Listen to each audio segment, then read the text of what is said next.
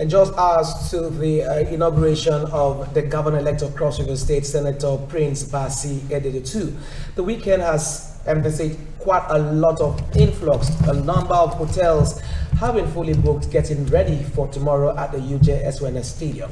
And we have joined us some Cross Riverians that are making exploit outside the shores of Cross River State. And indeed, it's a moment that I'm going to introduce this gentleman that flew in all the way from other parts of the world to take part in tomorrow's inauguration. However, there's going to be an inauguration after tomorrow's inauguration. We'll get to talk about that. But let me introduce some Cross Riverians in the diaspora. I have Ignatius Oli.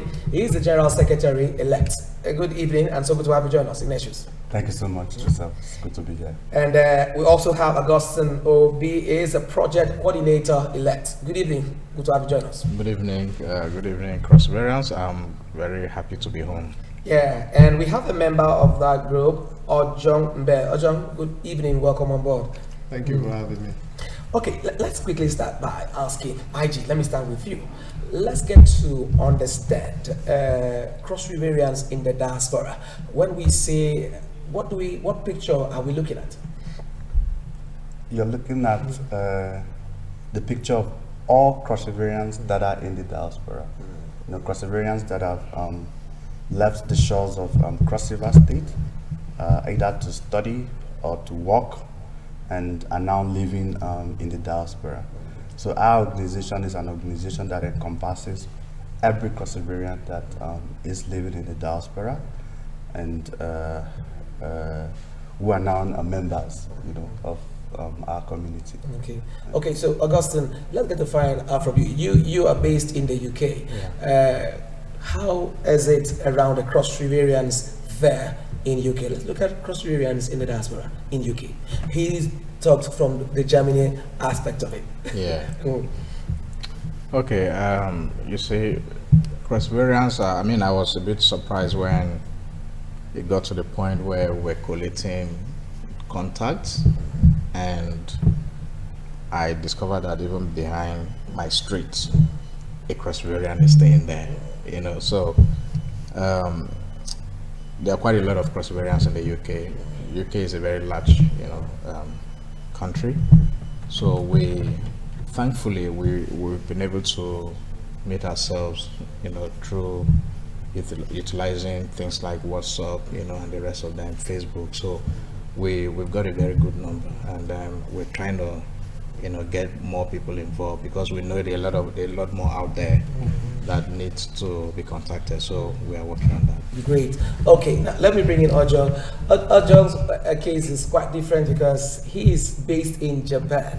And I'm very sure before you leave, you'll teach us how to say good evening. How to say that, what we feel, okay, we have Cross Riverians in UK, USA, Germany, but Japan. That means it's quite huge for you being there in Japan. Talk to us about, give us your experience there. Yeah, I get that a lot because Africans, of course, have a stronger affinity with the Europeans, maybe because of colonization. So culturally, there's a lot of coherence there. Like for the UK, you don't have a problem with assimilation. You speak English here, you speak English there. So with Japan, it's beautiful because almost all of us who are from Cross River that are there most likely went as students or scholars. Mine, the same case as well. So it's a beautiful opportunity that we go there for maybe academic and knowledge gain. We learn the language, and then we grow and we even bond. So normally our numbers, it's of course fewer compared to Cross Riverians or Nigerians even in the UK, in Germany, in Europe. And so there's a closer bond there. And this is a very beautiful opportunity to talk about our experience there and see how much we can bring back to our state. Absolutely. Let me get back to Ignatius. Before we, let's just talk a little bit about our cultural heritage, the food you eat there. Do you miss some stuff from Cross River State? Exactly. Exactly. Home is home, right, yeah. Joseph? And no matter what you eat out there, you're still going to miss all of the food that we have at home. Cross River State is really blessed, right? So Yeah, when you yeah. look at the Ekman Kuko, when you look at Afang. the Afang soup, you know, and the real Gary. The Gary we have out there is not, it's not like the Gary that is here. You know, the Gary that is produced from our mothers, from right from the farm, you know, all of those processes that are followed. But what we have out there are like imported products that are brought, and it doesn't really feel like home. So yes, Joseph, we personally I miss a whole lot of the food that we have there. But then again, you have Afro shops, so you have the Pakistani, you have the Indians, not the Africans though, you know. So you have more of these persons who import some agro products into the country, and sometimes you just walk in and buy some, you know, to have that feel of home. Yes. I'm sure it will be very expensive for the imported stuff. Okay, Austin, talk to us. Share your experience. Yeah, so talking about the food, you know, I mean, I just flew into Calabar like 2 hours ago, and I had to fly straight. The first person I called was my mom. Before I came in, I said, you know, I need that fresh afang with enough, you know.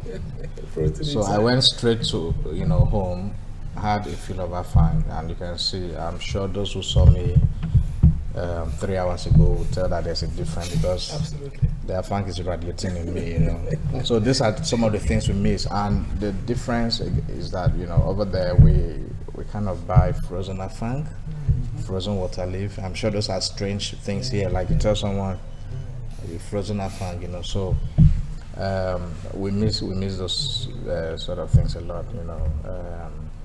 Just like Ignatius said, we buy those things from, you know, unfortunately Pakistanis are some of the guys who are the major, I don't know, maybe importers or suppliers, which is interesting to me though.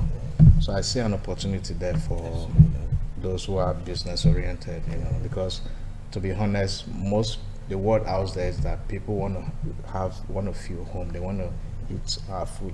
We don't want to eat junks, and we want to also get our kids to get used to our food, not the McDonald's of this world. And you know, so that's something that we really miss. And for me, I don't mind taking a fan from now till I leave the country. Okay, Ojo, let me bring you in. Let me bring you back. I think for the UK, that's that yours will be a bit extreme. Talk to us. You have Gary there. I mean, everything that flies, I mean, the flights are about 7 hours to the UK or Germany, 8 hours, but ours is 23 hours. And you need to even have 2 pit stops and all of those things. So the food is Pakistani, Bangladeshi. We normally call them halal shops, really. And so, yes, you've never heard of frozen afang before, frozen egusi, and the ogbono is a little bit neither here or there. It might not become sticky, you understand. But we try, and then we have substitutes. Lots of our East African brothers, too. Their meals, they have something called cornstarch. They call it ukali. Ugali, yeah. Ugali, sorry. Ugali. They can call it ukali, or the Rwandans will call it ugali. So if we might not have gari, we might manage theirs. And so it helps for a little bit of intercultural relationship as well. Nigeria is very popular. We are a big contemporary cultural influence in Africa because of Nollywood and everything. So they will want to try gari as well. So the Bangladeshi, the Pakistani, they have some of our things that other Africans share. So it's a good feel. Great. Okay, let me say again, welcome home. Thank you very much. Okay, IG, let's look at the Cross Riverians in the diaspora. How were you able to connect? You're based in Germany, Austin is in UK, while OJ is in Japan. How were you able to connect? You are the Secretary General, so you're the scribe, so you elect, So talk to us, how were you able to network all of these guys together? Thank you so much for this question, Joseph. I think every journey starts with a step, right? So first, you need someone who would be the visionary, someone who would conceive of such a vision that we need to connect with all Cross Riverians that are in the diaspora, perhaps because of certain things that may have played out. In our instance, it was COVID-19 that became the leveler, you know. So during that period, everybody was at home, and there was so much happening, ranging from vaccine diplomacy, vaccine nationalism, where the global West had to keep all of the vaccines for their own country, and when people from the global South buy, they do not have the vaccine, but then if they have to buy again, then they pay for it, you know, because of the price hike and all of that. And then some of us sat back, you know, to say, how can we really harness all of our expertise, you know, and begin to drum beats to talk about these challenges that people in the global South faces. And like they say, charity begins at home, you know. So we're like, okay, then if we can, if we want to do that at a larger scale, let's first start from connecting all Crossivarians that are there.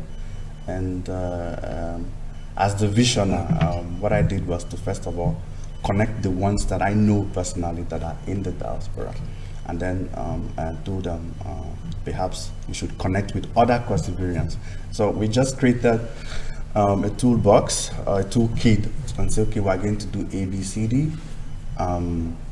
And once we followed through that process, all of persons started joining, from one person to the other person to the other person. And right now we have, I think, 179 And counting. and counting, yeah. 179 experts, you know, doing amazing things in the group. Yeah. Great. Hopefully, before you leave, I'll add more names. I'll give you some more numbers. I'll give you some Great, more numbers. thank you. Okay, Well, I now, appreciate it. Augustine, you are the project coordinator elect Yeah. of this organization. Yeah. Let's look at the inauguration that is coming up on the 10th next month. Yeah. I'd love to talk to us, and how do we intend to expand more to accommodate other Crossivarians in the diaspora? Okay, thank you for that question. I think that's one of the main reasons why we're here today. Unfortunately, that's not my capacity as the PRO, but I'm gonna try. Okay, I'm gonna try. jumping. Yeah. So, from the little I know, I think it's gonna be an interesting event. You know, we're looking forward to a very robust event. Invitations are currently being sent out. The invitees are not necessarily those who reside in the diaspora. We are also inviting Crossivarians, you know, in different industries, you know, like industry leaders and other leaders, you know, political leaders too, to attend, because it's going to be virtual. It's not like a physical thing. Yeah. So it might again sound strange to some people, but that's the way to go. Most things are done virtually because we reside all over the world, and we can't all come together. You know, it takes a lot of logistical arrangement to achieve that. So in order to make it easier, so we've decided to make it virtual, and we're trying to get as much as we can those who reside in the diaspora.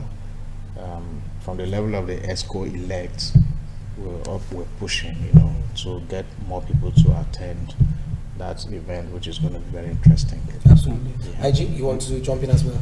Yes, I think as Austin mentioned, the event is going to be very robust, and a lot of activities have been planned. The vision that we have, you know, for Cross River State and how we want to support the incoming administration, all of that will be unveiled by our president-elect, Comrade Christopher Lekam, on the 10th, and all the amazing members of the executive. So yes, we're really looking forward to being inaugurated to the 10th and bringing all of our expertise to support the current government of today in Cross River State. Absolutely. Okay, OJ, is there going to be a link for those that would love to be a part of this visual meeting? Yes, I believe it's have already been created. Okay. And it will come with a follow-up invitation card. So people could connect via Zoom, and it's important that people know ahead of time, because of course time difference issues, so that you put the date on it, you schedule it. Okay. So we'll love for everyone to attend, because at the heart of everything is Cross River that matters. Oh, great. Absolutely. I love that. So just to add- Cross River that matters. Okay. Yeah, just to add that we're trying to disseminate the information across, major media houses and blogs in the state. Prior to that time, I'm sure the link will be out and all that. Yeah. So again, Cross River CRBC being the mother media house, can also propagate that. For Absolutely. Us. We assure you of that. Okay, the scribe, let me come back to you now. Let's look at that inauguration on the 10th. How would that help promote the cause of Cross Riverians further, both in the diaspora and those within the states? Thank you so much once again, Joseph. I don't know if you remember the early days of Governor Donald Duke, and how Cross River State used to be in the front burner. And when you tune into CNN, whether you're living in Japan or you tune into CNN International, you would see Cross River, you will see the Obudu cattle ranch, you will see the longest flag, of Cross River State, right there on CNN, giving it that a global outlook.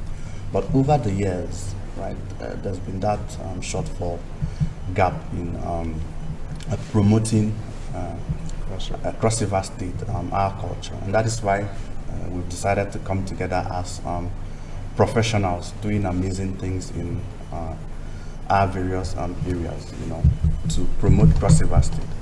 So, for example, we have an expo in Oslo, same next month, and we're going to be talking about Cross Riverians in the diaspora in this expo. But if you do not have an organized group, an umbrella, you cannot promote Cross River State. So with all of the expertise that we've galvanized, we're going to look at where does the expertise of Cross Riverians in the diaspora meet the shortfalls, the gap in the governance processes of Cross River State. Austin, seated by me here, is a health practitioner. He's an expert in healthcare design and all of that. Myself, I'm an expert in electoral matters and curriculum design when it comes to education, project management. And you have tons of professors, that are in our midst, engineers, ICT experts. And when you look around Cross River State, there's a lot that we can harness all of this expertise, to help government truly democratize its institutional processes. And that's what we bring. That's the value of this organization to not just to us in the diaspora, but to Cross River and Cross Riverians. So if you're a small business and you want to know how to take your product, to expand your product to the global north, you can come to Cross Riverians in the diaspora, because we have individuals in the group who do reverse market entry, and these individuals can give you highlights. If you're a student and you want to study and you do not know how to navigate the entire process by looking for scholarship, if you cannot afford the high price schools, you can't come to the likes of Austin. They are project managers, and they will do all of that.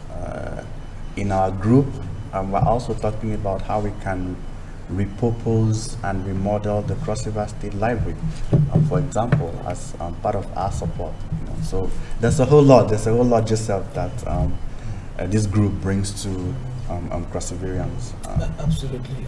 Also, let's get to find out, you are in Calabar here basically as well for the inauguration, which is coming up in a few hours from now, and you've been out of the country for a while.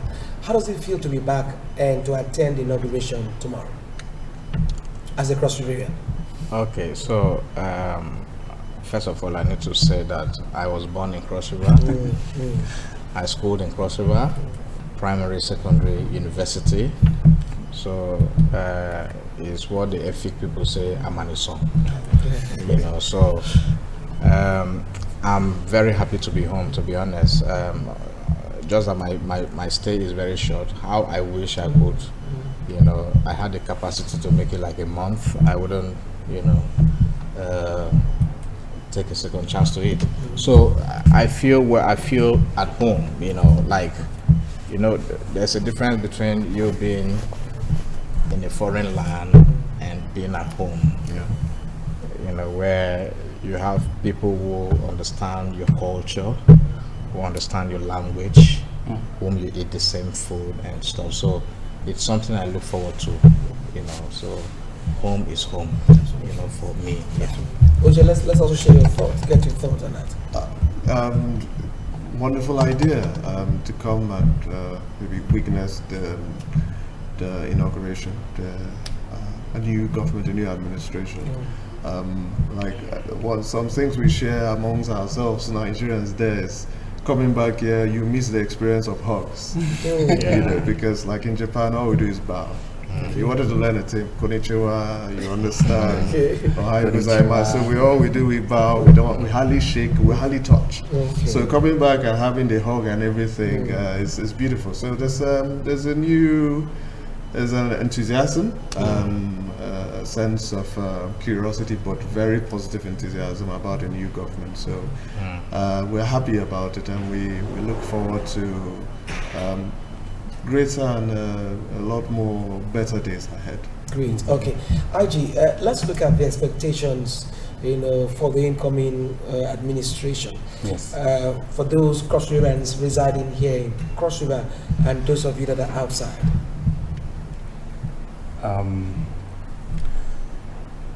For us in the diaspora, I think what we expect from the incoming administration will be to build trust. To build trust between us in the diaspora and for Crossivarians generally, because trust is something that is really very essential when it comes to governance processes. So much happens in governance that is shrouded in secrecy, and there's very little information about what is actually happening, you know, in terms of the policies of government, in terms of the infrastructures that are being provided by government. So we would expect this government to build trust. And I think there are about 7 ways in which government can start by doing this. So it's to ensure transparency, it's to ensure that government is honest, you know, in its communication. See, when you communicate your programs, you have to communicate them honestly. You know, you need to have empathy for your people. You need to deliver on your campaign promises. So you promised A, B, C, D. You have to deliver on those processes. You have to ensure that citizens also participate in the entire process. So it should be, initiatives should be citizen-led. You know, citizens should be engaged back and forth. And more importantly, we need to have an accountable process. Listen. So government should hold itself accountable for its choices. Every choice, every policy that it makes, you know, government should be accountable towards this. It should not blame past administrations, but hold itself responsible and accountable for all of its decisions. So this is the first thing that we in the diaspora would expect. And I think for Crossivarians here, they would expect that the current administration would recruit competent individuals to man the affairs of government, to support the governance processes. You know, Crossivarians expect a design thinking approach to government processes. So there's a huge challenge in healthcare delivery. How do you solve this challenge? There are lots of potholes around. How do you enforce laws, fill up all of that and make it in a sustainable manner. So generally, Crossivarians expect that the dividends of democracy are given to them, to improve their livelihood. So I think this is what Crossivarians would expect. Absolutely. So much. Great. Okay, Augustine, as you want to, you are the project coordinator elect, and you are doing great outside there. The three of you and more across variants. Let's look at your expertise. How would you love to bring it on board to assist the government, the incoming government? Talk to us, because there are lots to be done. The outgoing governor used to say something about other people's money, intellectual money, and all of that. But how can we have diasporans come on board to assist the incoming government? Okay, I think it is important for us to highlight the fact that we are more like a non-governmental organization, so to speak. And you know the modus operandi of an NGO. You see, these things that we want to roll out are things that have been happening already, but on individual basis, okay? And on like local basis, because we've got other diasporan groups, but more like, for instance, a FIC diasporan group, Boki diasporan group, Yako diasporan group, doing their things, okay? So what we're trying to do is that we're trying to harness all these groups together and push a single front, because when you're together, you move far. That's what we're looking at. So we've got things that we're putting on ground, like in terms of plans, things I want to do. I mean, just like Oli said, Ignacio said, we've got a lot of technocrats as members of CREED, and we want to harness that knowledge and setting the ball rolling, not just by talking, by doing these things. So at some point you'll see things happening. You'll see instances where you have Crossivarians coming down here to do things, either healthcare outreaches or building some infrastructures that are within our capacity to build. Where we think we need a government, we ask, because we want to be like partners to government, if you know what I mean. So we want the Crossivarians to feel, because at the end of the day, this is home. Some of us don't want to retire there. We want to come back home. Do you understand? So we want to set out an environment where even our kids can be encouraged to come home. So I don't think we've got the time for me to expatiate on the project we've got, but at some point when we get to that bridge, I'm sure we'll cross it. Cross River State Broadcasting Corporation will be carried along in all of this. Great, we'll be there. Ojo, you reside in Japan. What are the possibilities there that you think Crossivarians can benefit? Those here, the next administration can happen and benefit from the opportunity in Japan. Like the gentleman discussed, I mean, we are geographically misplaced since we're not here. So we have to make up more than enough with the technocratic input. So definitely I see CREED as a think tank, pulling out the brain power of all of us who have gotten the expertise of being out there. Say for instance with Japan, the Cross River is known as a people's paradise. You use like Rwanda as a reference point. They are always called the darling of Africa, and they were marketed that way. Cross River is also like the darling of Nigeria, and rightly so. Years of tourism, carnival, and all of that. And so there is a need to bring a whole lot of developmental partnership and fusion, either through technical support and even pulling out of financial resources with different multilateral funding or developmental partners in the diplomatic space. As like for me, I'm a MEC scholar. That's the Ministry of Education, Science, Culture and Technology in Japan. And so they put their education, culture and science and technology together. It's almost, it's sort of like created in a way to as a mirror image to UNESCO. So whatever, I'm a genetic engineer, so I'm a proper scientist, but there's also the cultural input as well. So I owe it to even the Japanese government and the Japanese taxpayers' money that paid for my education to have a sort of cross-fertilization of both knowledge and technological transfer back to Cross River, but also intercultural relationship. So it's good that we have what would be like a cultural body like CREED that would best enable and even activate most of us everywhere to find a means to bring something back, encasing both knowledge, culture, and technology. Great. Okay. Thank you very much. IG, as we try to bring this home finally, you and I spoke very not too long ago, and we looked at the low-hanging fruits for the incoming administration. You talked about the library. What do you think that should be done immediately?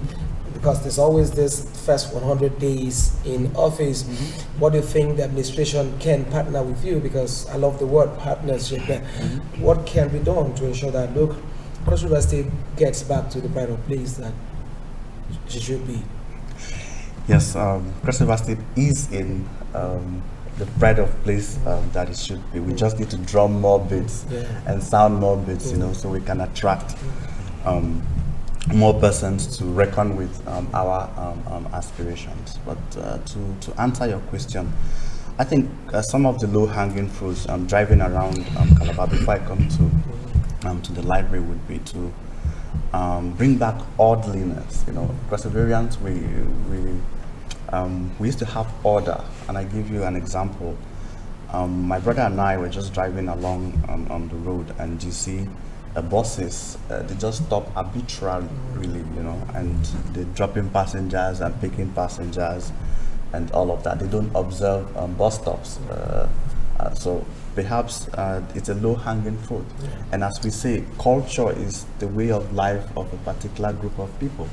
So if you reintroduce this orderliness to say, okay, these are the points, these are the access points at which you should pick a passenger and drop off a passenger, you know, and we maintain that, you see, from this administration going forward, it will be something very laudable that can be done within the first 100 days.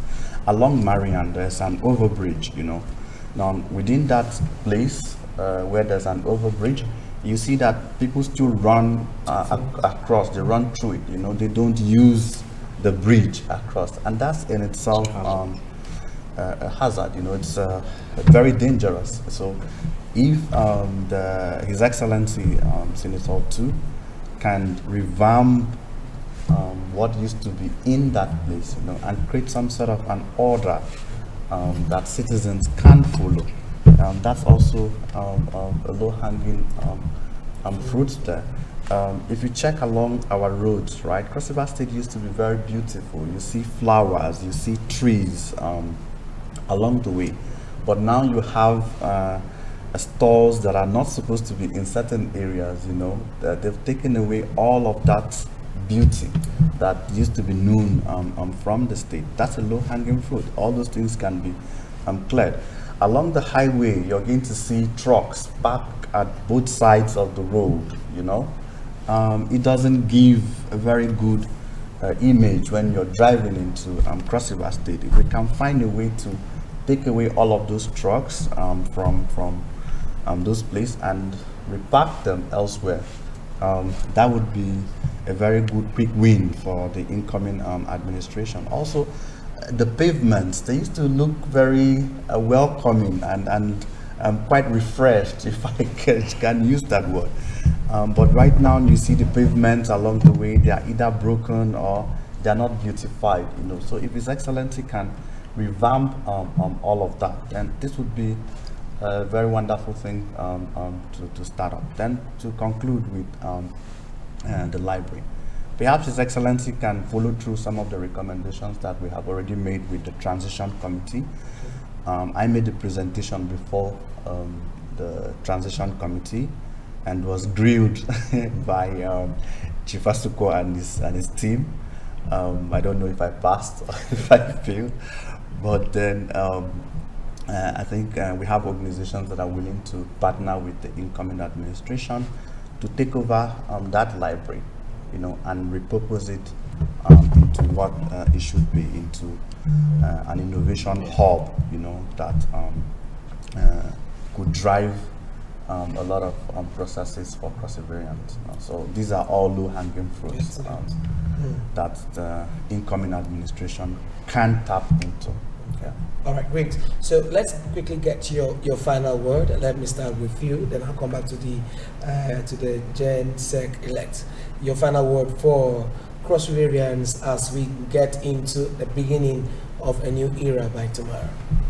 Yeah, so I know that one of the major issues, or one of the major concerns of every Nigerian and Crossivarian too is that of trust for the government. I mean, sometimes we don't blame ourselves for that, because we've seen things and we are still seeing things. So if that trust can be, as a matter of fact, I think that's, for me, that's the number one low-hanging fruit I'm going to recommend. The government needs to be seen to be trusted, okay? People need to trust the government first, and then from the body language, you know, people will sit up and say, okay, this government is actually very sincere. So I really call on Crossivarians to give the incoming administration some level of trust, and then we'll see how it goes from there. And also using again this opportunity one more time to invite those that can attend the inauguration of CREED on the 10th of June. We need as much, you know, the online space is not limited. You know, even if we have 4 million attendees, we don't mind. You know, so we look forward to that, and I'm happy to be home. Great. Okay, OJ. Yes, as just like a rejoinder to what you were saying, the first phase of things that I would love is the orderliness, and then even cleanliness. Waste management is very key. I think that will help the public psyche when people see that the most important thing is a corporate decision made by government or the state that has a personal effect, has a very immediate and personal effect. When people start seeing that places are clean, it opens up something in their mind, and they are a lot more welcoming of new things to come, and they are a lot more hopeful. And this is what even CREED presents to as well, especially with the inauguration. We hope that when people do attend, we'll tap into some sort of positivity as well, so that people can see that there's something going on in Cross River, and it's not just only Homestead, but it's Cross River here and abroad, working towards our overall betterment. Great. Aji, let's get your word for Crossivarians here and without. My final words for Crossivarians that are here, I expect them not to only hold Senator Otu, you know, to account. Like, yes, we understand that the buck stops at his table, but I expect them to pay keen attention, you know, to the councillors, you know, the local government chairman, the commissioners and special advisors. You know, I expect Crossivarians to ask meaningful questions, to engage. You know, what exactly does your ministry do for our people? What are your policies for our people?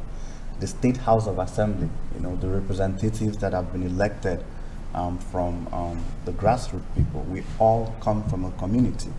And in each of these communities, we have chiefs, we have age grade associations, and all of these stratas of persons, you know, that can call a representative to action. So if they ask this set of persons question, those ones would ask the governor a question, you know, and we will see all of the ripple effect of that in infrastructure, you know, in the waste management that my colleague spoke about. So I expect Crossivarians and the civil society organizations that are operating within this space to be more active, more proactive, and should not be laid back. On the side of government, I expect them to be transparent, to be accountable, and to live up to their words. Thank you. Thank you very much. Great interview there. Been great talking with this gentleman.